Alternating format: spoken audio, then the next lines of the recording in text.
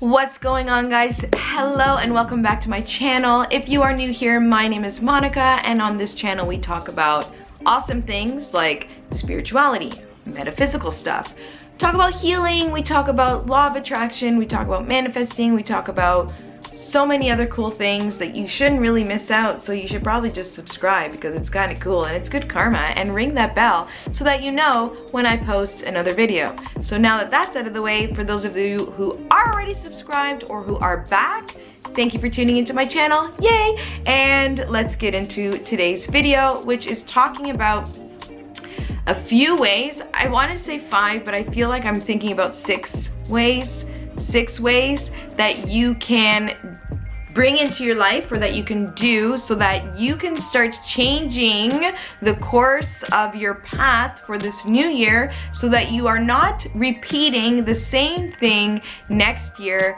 in 2020. So great things are gonna happen for you. All you gotta do is just these few simple things to help get you started. So let's get into it. Okay, so the first thing, now this is in no particular order, I'm just going by what I am feeling, and the first thing is look at your social circle. We are the average of the 5 people we hang around the most. So let that sink in for a bit. Sinking in. And if you think, well, I don't even have 5 people, so there goes that. But the 5 people that you have hung around the most in the last few years, we are the average of these types of people. Yes, this can be family as well, but think about 3 to 5 people that are extended outside of your family circle. And why? I mean, there's so many cliches about it. There's, you know, birds of a feather flock together. Likes attract like. You are who you hang around with, or you are who your friends are. You know, you hear it all the time. And part of the reason is because there's no argument that humans are energetic beings. We have an energetic field around us. Now call it aura, call it the electromagnetic field, whatever resonates with you. But either way, we definitely have, it's scientifically proven that we have an electromagnetic field extending out around us about 1 meter or 3 feet out. An even bigger part expands directly from our heart, not just our mind and our physical body in and of itself as a whole, but our heart actually pumps out a frequency or an energetic field that's even bigger than what our mind does. So in and of itself, that is actually our aura, and our aura takes in, you know, all of those experiences and all of those memories. It's held in our aura. Our aura also holds, you know, our experiences that are positive and negative, and carries with us along the way. And the goal is obviously to help heal these energies that are being held within our own energy, so that we can live our best life possible. So going back to the social circle thing, what happens is when we start hanging around a group of people on a regular basis, you can probably guess what happens, and that is our energies start to in tune with each other and become on a frequency that matches. So kind of like tuning in a radio station, you know, trying to find that best clear signal that has the least amount of static. So we end up integrating with these people's energies, and you know, that's why the relationships and the friendships can feel so in flow. But what happens is sometimes we end up outgrowing these people, but we're so attached to the friendship that we, you know, resistance starts to happen, and things start to not go as well. And this can even be very stealthy too. So think about, you know, a friend that you may have, or that you know someone has, that is constantly making sarcastic jokes and snuffing the person's ideas down. You know, there's always that one guy or one girl, and I'm not saying that there's anything bad about that. I'm just saying if you're noticing that it's starting to affect you, then it's time to move on. That is a signal right there that the energies are not matching up anymore, that you're outgrowing each other. So we want to surround ourselves obviously with people who are going to help uplift us, and also that we can give that back too. We can help uplift them and support each other, and, you know, bring in that motivation when we're not feeling so motivated, instead of that person saying, oh, well, why are you doing that? That's stupid. That's a really dumb idea. Like, these are the types of people that maybe you want to distance yourself for the next year, because it's just going to be a repeated pattern for you. What happens is these ideas, these judgments start to implement into your energetic field because you're hanging around them all the time. So it starts to integrate into your energetic field. And then the next time you have this, you know, voice saying, wow, why would you want to do that? That's dumb. That's actually from so-and-so who's been saying that to you for a long time, and you've adopted that belief. So now it's planted, you believe that about yourself. Now I must heal this, and we're moving on. Try and see where in your circle you can make improvements, because if you change that, if you change the people you hang around, you literally change the way you feel about yourself, you change the way you interact with people, you change your ideas start to form, okay, differently, and your perception on life and yourself changes as well, because now you're surrounded with people who are looking out for the best in you and looking out for the best in your life, and you are also doing that for them as well. So think about your social circle.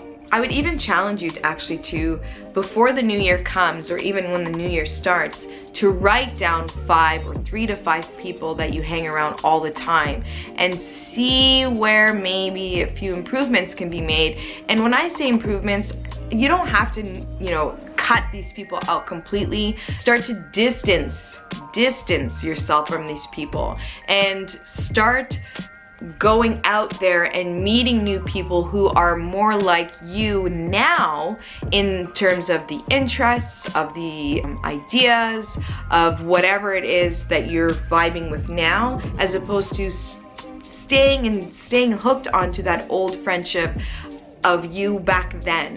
Now the next thing I'm gonna say, they kind of go hand in hand. The first, it's like 2A and 2B. The first one is to try and limit your news intake. I get it. News is important. There's a lot of important topics being discussed out there in the world of news. But for me personally, I feel like, now this is just my opinion, you can take it or leave it, but we are fed what it is that we're supposed to be seeing when we watch the news, in particular. And let's face it, it's no secret, the news is mostly bad news. And how do you feel after you watch the news? I don't know, me personally, I don't feel great, and I didn't want to do that anymore. And now you're probably thinking, well, you live in a bubble, why do you not want to know about all these things? It's not that I don't want to know about it, I just want to choose what I'm fed. I don't want to necessarily absorb all of these negative stories, all of these things into my space, because what happens is it starts to play in my mind over and over and over again. I used to be, you know, pretty hung up on the idea of, oh, I should watch the news and the politics, and so I can have intellectual conversations about these topics, and that people will think I'm smart. Listen, I've let go of that idea, okay? But at the end of the day, like, I don't consume myself in listening to these topics. Okay, enough about that. So limit your news intake, choose what it is that you want to be fed instead of being told what you should watch and listen to and be fed. And then the next thing is social media blackouts. Yes, I'm talking about completely going off the grid and disconnect yourself from social media. Social media can be toxic, social media can be positive.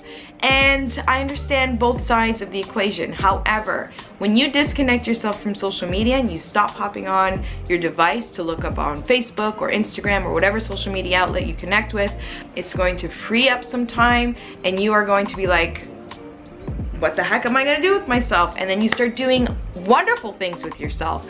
For me, I love to cook. For me, I love to journal. I like to meditate. I like to play with oracle cards and do tarot readings, and, you know, read about those topics that I want to know about that are concerning to the world, like environmental topics and stuff like that. Social media blackouts are very, very, very nurturing. We make time for those important things again. You know, having coffee with a friend, catching up with someone, spending time with a loved one, hanging out with your kids, stuff like that, because you're not being distracted by social media. So think about having social media blackouts in your 2020 on a regular basis. Could be one day, could be 2 days, could be a weekend, could be every Wednesday, whatever you choose. Pick a day and have that social media blackout. I understand that lots of our jobs out there are social media dependent, but 1 or 2 days will not kill you, I promise you that. The next thing, so important, that I'm gonna say is to practice forgiveness in your new year. Forgiveness is so important. It is literally the seed to healing. I truly believe that. Living from the heart and living within a place of non-judgment, I know this is like the biggest thing. This is probably number 1. Go into the new year, I'm not gonna say with a clean slate, because these things take time. I'm just saying go into the new year with that intention of forgiveness. And I'm not talking about just forgiving other people. I'm talking about forgiving ourselves as well, and learning more about forgiveness, self-forgiveness, and how you can implement that in your life and it become a healing modality for you to learn about what it is to truly forgive, and letting those emotions surface in order so you can clear them away. And forgiveness isn't about excusing yourself or excusing the person for that wrongful act that you felt victimized by. Practicing forgiveness is acknowledging that it happened, learning how to accept it, and the lessons that we can take from it in order to help us grow. So changing that perspective of the actual event. And I understand there's things out there that are so hard to forgive. I am working on my own forgiveness for many, many things. When you can forgive, it really is liberating. It's like you break the chain, the ball and chain of that connection that you've had with that idea, with that concept, with that event, with that person. Once you forgive, you release yourself. Forgiveness is huge. Practice forgiveness. And then with that, in hand goes gratitude. Practice gratitude, gratitude, gratitude. There is a saying that gratitude is the highest form of yoga.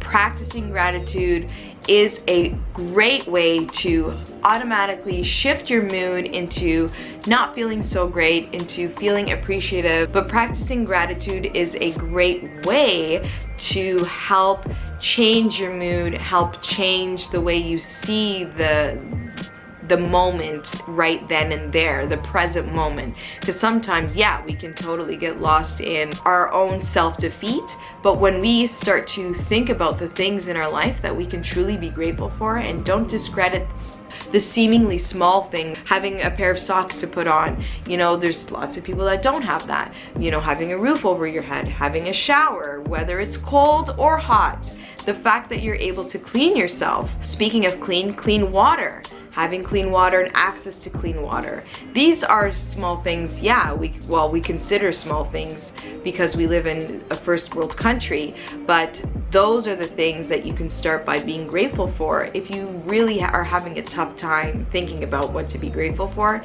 just look around you. And then the last thing I'm gonna touch on is the foods we eat. So important. Now, I have a blog, I'll link down below, that talks about the vibrational qualities and frequencies in specific foods, from everything to meat, fish, beans, vegetables, fruits, you name it. There's an actual vibrational food pyramid that talks about, you know, the higher vibrational foods that you want to consume more often, and then the foods that actually reduce your frequency, reduce your energetic field. And just referring to the blog in and of itself, things like meat, low vibrational, sugars, processed foods, dairy, and eggs, things like that are low vibrational. The whole concept of that is because of where they were or how they were basically turned into food. So here you have a living being. It doesn't matter if it was, you know, raised ethically or in a beautiful green pasture frolicking for its whole life. The fact is that at the end of the day, it was exploited and killed when it didn't want to be killed or when it wasn't supposed to die. And that fear and that karmic energy starts to vibrate in its cells, and it expands into you when you consume that. Things like fruits and vegetables that are grown in the earth and have the earth's natural energy vibrating through it and grown from the sun and all that stuff, those are high vibrational foods. Those are the things that you want to focus on. Legumes and fruits and vegetables and things that aren't processed, things that are as close to their natural state as possible, basically, is what I'm trying to say here. We're talking about the least amount of harm possible to that particular food item. So I will link my blog down below so you can take a look at it. But at the very least, we all know that the new year is all about setting new goals, and a lot of people go on to fad diets and start to take on different workouts. Instead of taking on a diet, I will encourage you to make a lifestyle change. Make a list of the foods that you love to eat. Make a list of the foods, break it down even further. From that list that you love to eat, break it down into the foods that are good for you and the foods that aren't good for you that you know, and then take those not so good for you lists and eliminate as much as you can from that list, if not all of it. Now, this not so good for you list is probably things that you really love to indulge in and really love to taste and eat. So I'm not saying deprive yourself, I'm just saying limit the intake of these not so good foods for you and try and incorporate these better foods for you more often. And you'll start to feel better and feel different about yourself because of what you're literally fueling, like actually ingesting into your body, and that energy comes with what you're eating. So think about that.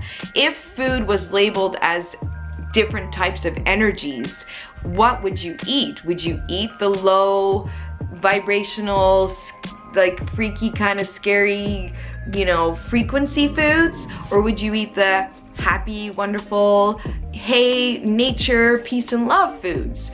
Change your perception on food and think of it more as a medicine, as a way to increase your longevity and your vitality, and implement that lifestyle. Just like the people we hang around with, our foods are also going to influence how we feel about ourselves inside, and it expands outwards into the universe. It really does, I promise you that.